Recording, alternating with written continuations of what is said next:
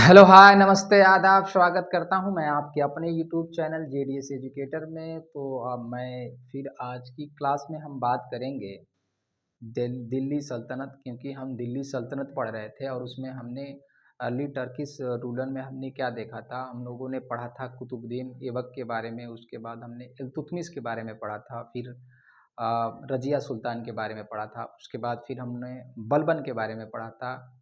तो बलबन से एक प्रश्न भी पूछता है कि ऐसे प्रश्न अगर पूछ दे कि दिल्ली सल्तनत का वो कौन सा सुल्तान है जिसके बारे में हमें एक संस्कृत प्रशस्ति से जानकारी प्राप्त होती है, तो वो कोई और नहीं, वो बलबन था। ठीक है, तो आज की क्लास में हम स्टार्ट करेंगे खिलजी डायनेस्टी। ठीक है, खिलजी डायनेस्टी पढ़ेंगे। अगर इसके हम टाइम पीरियड की बात करें तो 1290 से लेकर और 1320 तक क्या है आपका खिलजी डायनेस्टी है। आपको पता है कि खिलजी डायनेस्टी का जो प्रथम राजा हुआ, यानी कि खिलजी वंश का जो संस्थापक है वो कौन था, तो जलालुद्दीन खिलजी था। ठीक है, डेट्स वगैरह इसमें नहीं पूछे जाते हैं सीटेट के एग्ज़ाम में। ठीक है, ज़्यादा जो जिससे क्वेश्चंस पूछे जाते हैं उसी चीज़ को मैंने लिखा है और इस चीज़ को हम समझेंगे।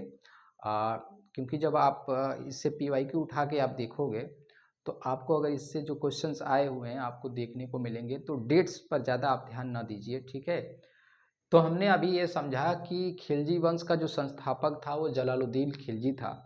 ठीक है, 4 साल तक ये राजा रहा। उसके बाद से अलाउद्दीन खिलजी आया।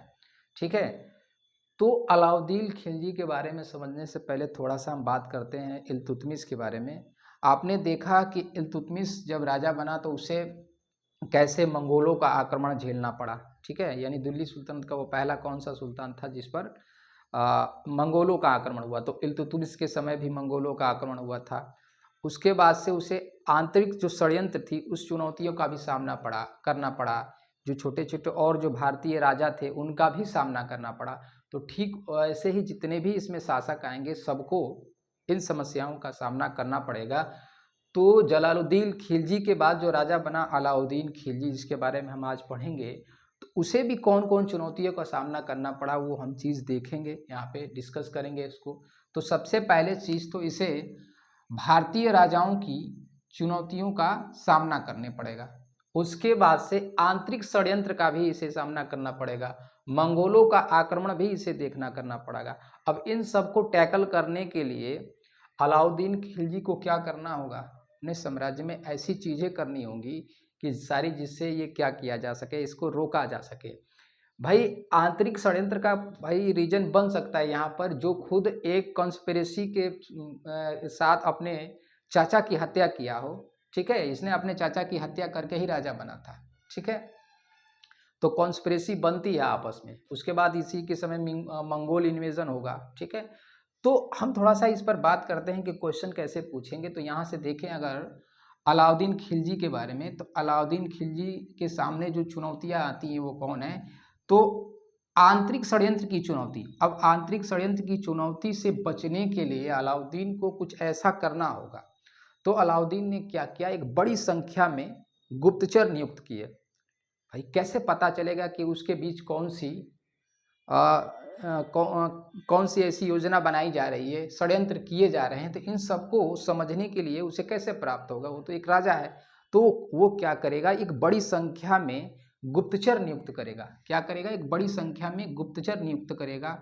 अब इन गुप्तचरों को नियुक्त करने में क्या होगा भाई, उसको पैसे लगेंगे, टैक्सेस लगेंगे, अलग अलग विभाग बनाएगा। आप देखोगे कि वो अपने साम्राज्य का विस्तार करने के लिए धीरे धीरे साउथ की तरफ भी बढ़ेगा। उसके बाद से बाजार प्रणाली लेकर आएगा। तो ये सारी चीज़ें ये करेगा जिस पर हम बात करेंगे। तो अगर यहाँ भी पूछता है कि सबसे ज़्यादा समय तक, यानी कि सबसे अधिक बार किसके समय मंगोलों का आक्रमण हुआ, तो ये प्रश्न बन सकता है कि यानी सबसे अधिक बार मंगोलों का जो आक्रमण था वो अलाउद्दीन खिलजी के समय हुआ था। ठीक है, तो यहाँ देखिए कि अलाउद्दीन खिलजी ने सेना तैयार की। भाई इन सबसे निपटने के लिए वो क्या करेगा, एक बड़ी सेना तैयार करेगा और सेना को अच्छे हथियार और घोड़े दिए तथा नगद वेतन देना भी आरंभ कर दिया। अब जब आर्मी को तत्पर रखना है तो इसे क्या करना होगा, पहले क्या दिया जाता था, नगद वेतन नहीं दिया जाता था, लेकिन जब अलाउद्दीन खिलजी आएगा तो वो अपने सैनिकों को नगद वेतन देना आरंभ करेगा, जिससे उसके सैनिक होंगे ज़्यादा एक्टिव होंगे। ठीक है, अच्छे से उसके लिए लोएंग होंगे और हथियार और घोड़े देगा, ठीक है। तो वो क्या करेगा, अपनी एक आर्मी बिल्ट करेगा, ठीक है। उसको पता है कि इन सारी समस्याओं को से हमें जूझना है, तो इसीलिए वो सारी तैयारी करेगा और एक अच्छी आर्मी बिल्ट करेगा। तो अगर मंगोल आक्रमण की बात करें तो मंगोल आक्रमण से निपटने के लिए अलाउद्दीन ने दिल्ली के पास सीरी नामक, अब ये यहाँ से एक प्रश्न बन सकता है, अलाउद्दीन ने सीरी नामक स्थान पर एक गैरिसन बनवाया था। जैसे उस समय का जो कैपिटल हुआ करता था वो दिल्ली था। तो जब मंगोलों का, ठीक है, ट्रांस अक्सियाना से, जब सेंट्रल एशिया से वो क्या करते थे, जब आक्रमण करेंगे तो सीधे कैपिटल पर ही तो करेंगे।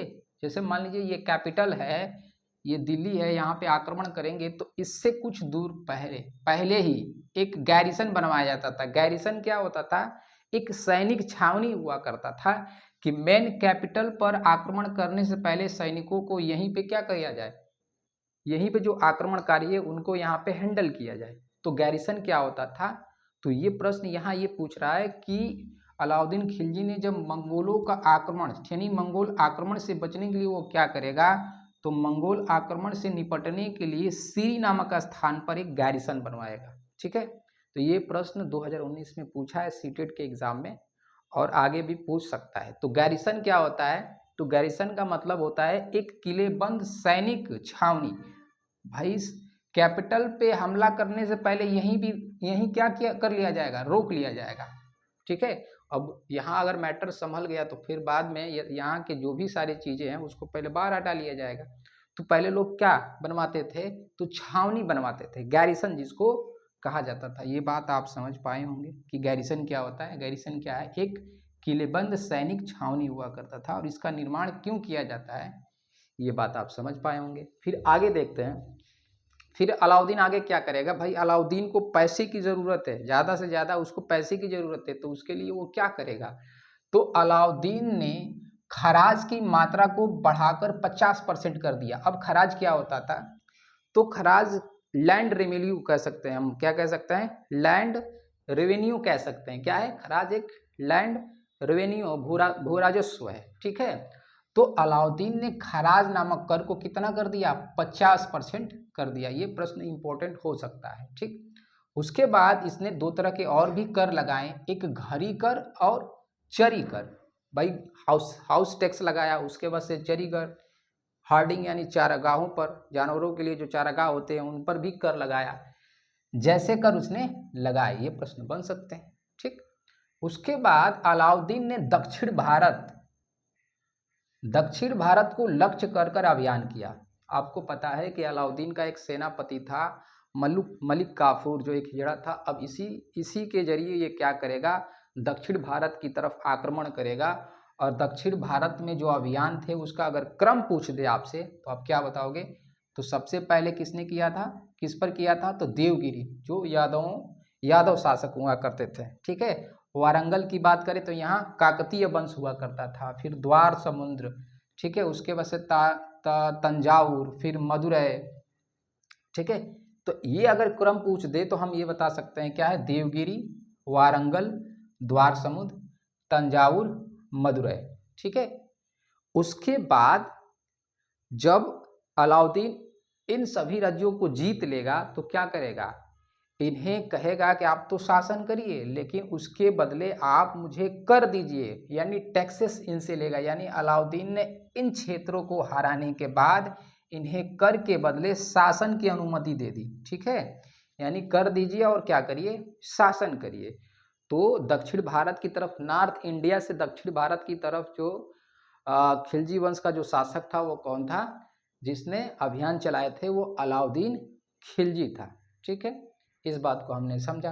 अब ये इतना मतलब अपने समय का खिलजी वंश का सबसे बड़ा ये शासक हुआ, इसीलिए इसकी जो तुलना है अलाउद्दीन के बारे में एक अभिलेख, ठीक है, एक अभिलेख से मूसा और सुलेमान जैसे शासक के बारे में बताया जाता है, ठीक है। ये अरब के शासक हुआ करते होंगे, तो इनके बारे में बताया जाता है कि अलाउद्दीन क्या था, एक ऐसा शासक था।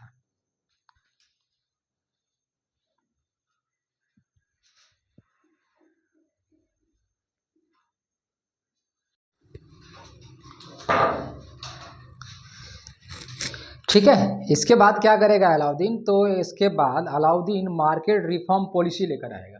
ठीक है, यानी अलाउद्दीन क्या करेगा, अलाउद्दीन की जो बाजार सुधार पॉलिसी नीति थी, अब वो बाजार में मार्केट में सुधार करेगा, उसके लिए अधिकारियों की नियुक्ति करेगा। ठीक है, तो और क्या करेगा वो देखेंगे इसमें। तो सबसे पहले क्या करेगा कि वस्तुओं के दाम निश्चित कर देगा। ठीक है, जो वस्तुओं के दाम होंगे वो फिक्स प्राइस कर देंगे। कोई सामान अगर 1000 का है तो 1000 में ही बिकेगा। ठीक है, वो फिक्स प्राइस होगी, इसलिए कि जो टैक्सेशन है, जो कर वसूला जा रहा है वो ठीक तरीके से हो सके। उसके बाद से क्या करेगा, जो इम्पोर्टेंट वस्तुएं होंगी उनका प्राइस अलग कर देगा, उनके लिए अलग चीजें करेगा।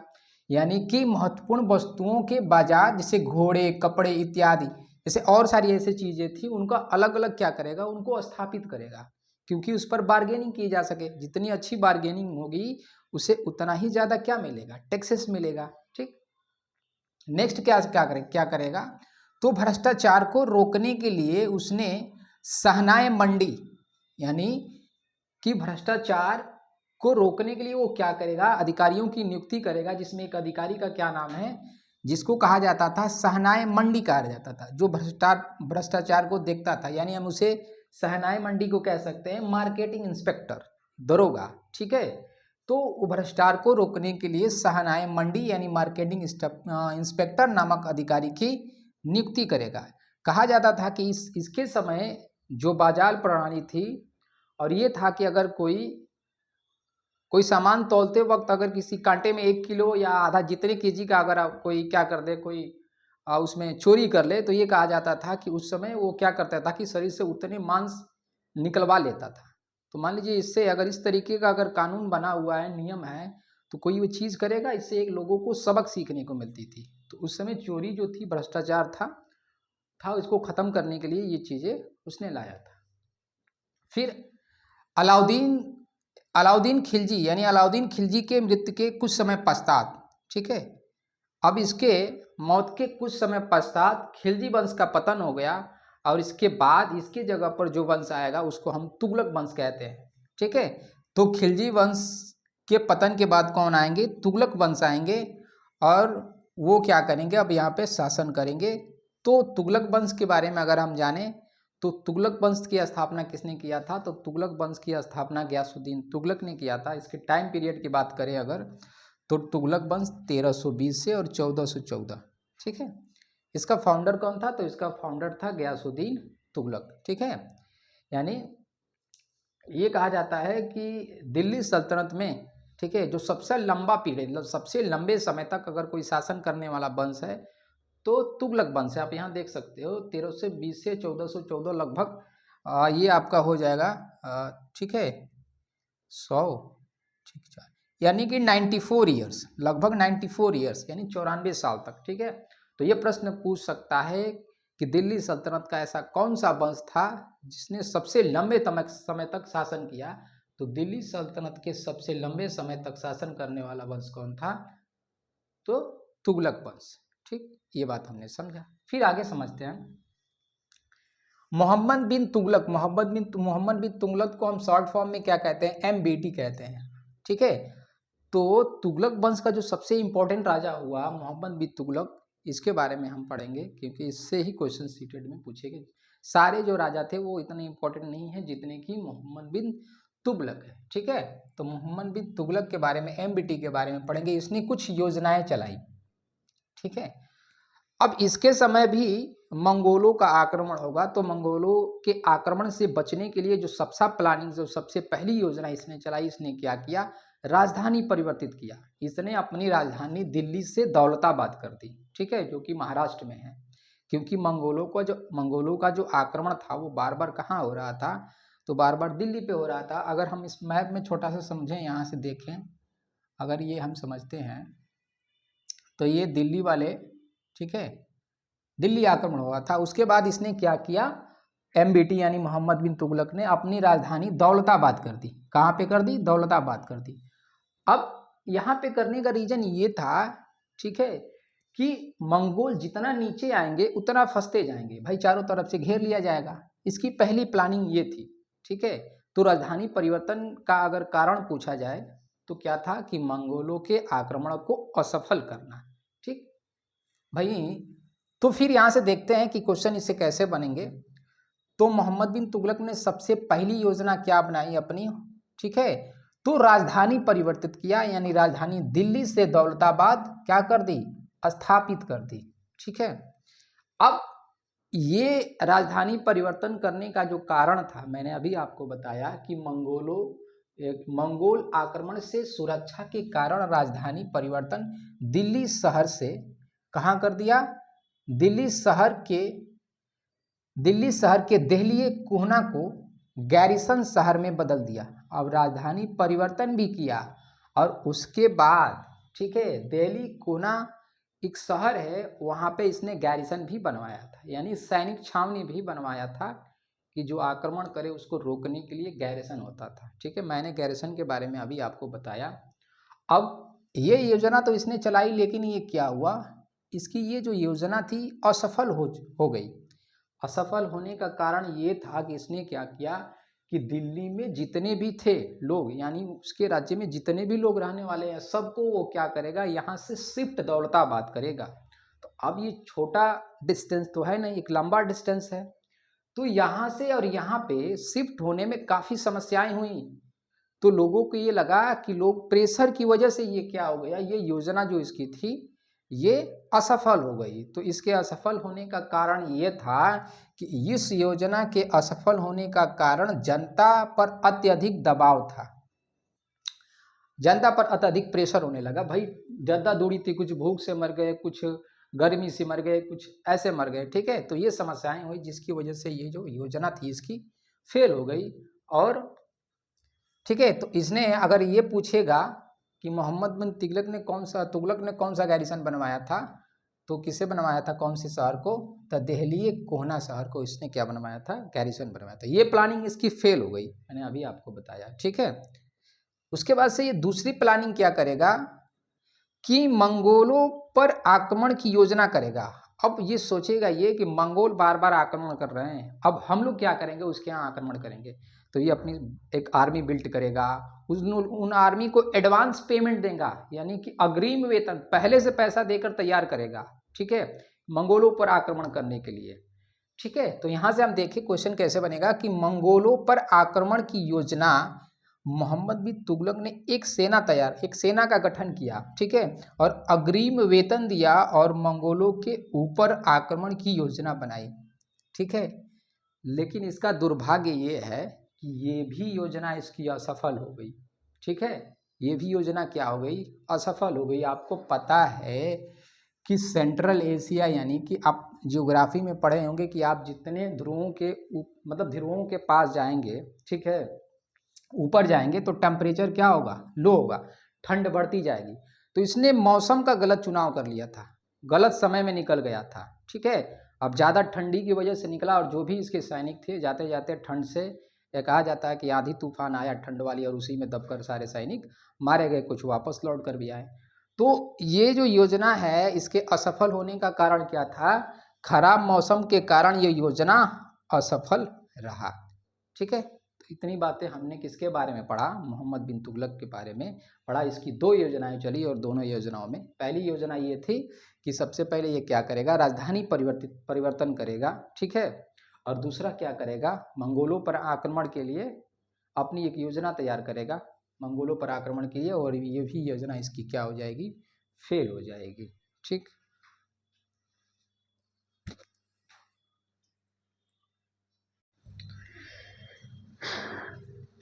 ठीक है, तो अभी आपने देखा कि मोहम्मद बिन तुगलक की दो योजनाएं क्या हो गई, फेल हो गई। एक कि मंगोलों का आक्रमण, यानी मंगोलों पर आक्रमण, और दूसरा राजधानी परिवर्तन। तो ये दो योजनाएं जब फेल हो जाती हैं तो भाई धीरे धीरे इसके भंडारण में कमी हो रही कि नहीं हो रही है, बिल्कुल हो रही है। जब असफल होता जा रहा है, योजनाएं फेल हो रही हैं, तो इसके भंडारण में कमी आ रही है, ठीक है। तो तीसरा काम ये क्या करेगा भाई, सांकेतिक मुद्रा क्या चलाएगा, सांकेतिक मुद्रा चलाएगा। तो पहले सिक्के जो हुआ करते थे वो सोने चांदी के बना करते थे, लेकिन बाद में ये क्या करेगा, सोने चांदी के न बनाकर ये तांबे का बनाएगा, क्योंकि सोने चांदी से कम तांबा होता है, लेकिन उसकी वैल्यू क्या होगी, सोने चांदी के बराबर ही होगा। तो ये क्या करेगा, सांकेतिक मुद्रा का आरंभ करेगा। तो पूछता है उससे कि सबसे पहले सांकेतिक मुद्रा किसने चलाया था, तो आपका जवाब होगा मोहम्मद बिन तुगलक ने सबसे पहले क्या चलाया था, तो सांकेतिक मुद्रा चलाया था। ठीक है भाई, सस्ती धातु की बनी होती है, तांबा एक सस्ती धातु है, सिल्वर और गोल्ड से सस्ती तो है। तो अब सिक्के किसके बनने लगे, तांबा के बनने लगे, यानी सस्ती धातु के। लेकिन उसके जो मूल्य होते थे, ठीक है, मूल्य सोने और चांदी के सिक्के के बराबर कर दिए। ठीक है, यानी कि धातु वही, धातु क्या है, धातु में परिवर्तन है, लेकिन वैल्यू क्या है, इस सिक्के का जो मूल्य है क्या है, वो सोने और चांदी के सिक्के के बराबर है।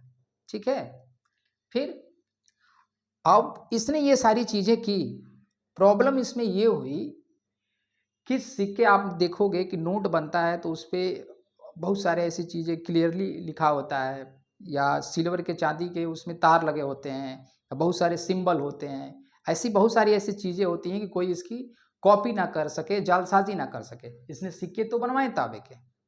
अब तांबा एक सस्ती धातु थी, हुआ ये कि जालसाजी होने लगी। अब घर घर में क्या करने लगे, सिक्के बनने लगे।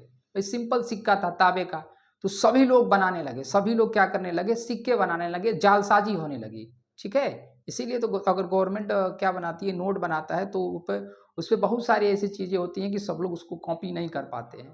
लेकिन इस समय हुआ ये कि तांबे के सिक्के बनने लगे। अब तांबे के सिक्के बने तो घर घर में जितने भी लोहार थे सब अमीर हो गए, सब क्या करने लगे, घड़ी में तांबे के सिक्के बनाने लगे। तो जालसाजी का कारण क्या, मतलब जालसाजी के कारण भी ये जो इसकी योजना थी ये भी क्या हो गई, असफल हो गई। ठीक है, क्या हो गई, असफल हो गई। इसके बारे में कहा जाता है कि मोहम्मद बिन तुगलक के समय ही एक मोरक्को यानी अफ्रीका का एक क्या था, विदेशी यात्री था, वो आया, वो देखा कि अरे यहाँ तो सिक्कों का ढेर लगा हुआ है।